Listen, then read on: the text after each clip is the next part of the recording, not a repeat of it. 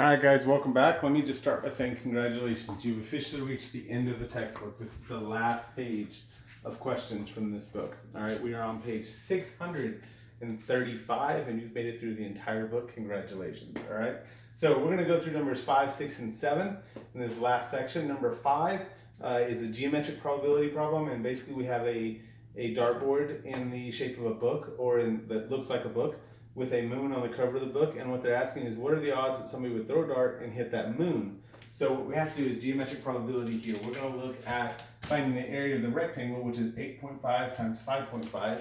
Now 8.5 times 5.5 is going to give you 46.75. That is the area of that rectangle, okay? And what we want to know is what are the odds that we would hit that circle? So in reality, what we should be looking at as far as probability is we should be looking at the area of the circle over the area of the rectangle. And so that's what we're going to find. We got the rectangle is 46.75. Now we just need to find the area of the circle. So they tell us that the diameter is 2.5, diameter is 2.5, that means our radius is 1.25. Okay, and remember the formula for the area of a circle is pi r squared. So we're going to do 1.25 times 1.25, okay, times pi. So 1.25 squared times pi, that's going to give you 4.9 for the area there. 4.9 for the area of the circle. And we're talking, I believe, inches. Let me just double check. Yes, it's going to be inches. So the question is, what are the odds that we would land in there? Well, the 4.9 goes on top here. So we get 4.9 inches squared over 46.75 inches squared. Okay. And that's going to be approximately 10.5%. 10.5% is what are the odds that we would land inside that circle? So 10.5%. Hopefully that's easy enough and you can follow along with that. Number six, I kind of want to talk a little bit about, we're talking about her hardback books.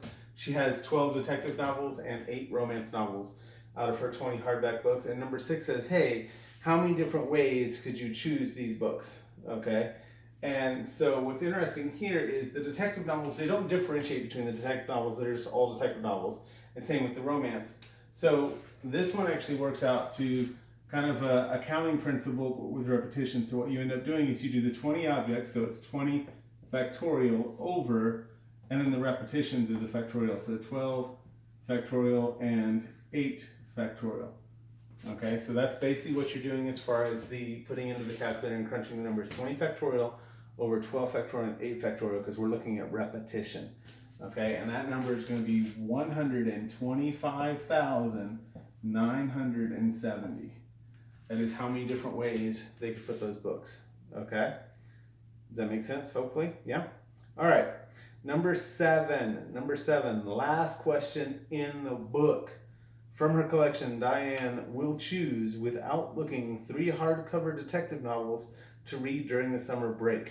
Okay, now this is permutation versus combination, so you have to decide, does order matter? Well, she's picking 3 books to read. It does not differentiate. It doesn't say list the books in order and saying the names are different, anything like that. So because the order does not matter, then we're going to be doing a combination. Remember, combination, there are less of them. What's fascinating to me is that with a permutation, the order matters, but a combination, the order doesn't. So it's the exact opposite of a combination lock. In fact, I argue that a combination lock should be called a permutation lock, but that's just me. But hopefully that helps you remember it. So because the order does not matter, so I'm going to even write that on here.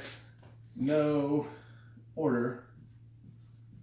Because the order does not matter, we're going to do combination. Remember the formula for combination, it's going to be NCR, it's kind of on the calculator. The formula is going to be N factorial over R factorial N minus R factorial.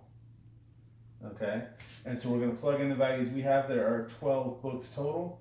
We are going to choose 3 of them.